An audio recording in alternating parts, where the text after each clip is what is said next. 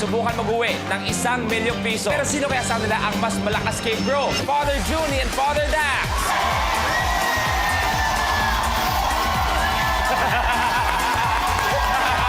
God is good! All the time! Ang kanilang makakalaban, Father Joey and Father Ray.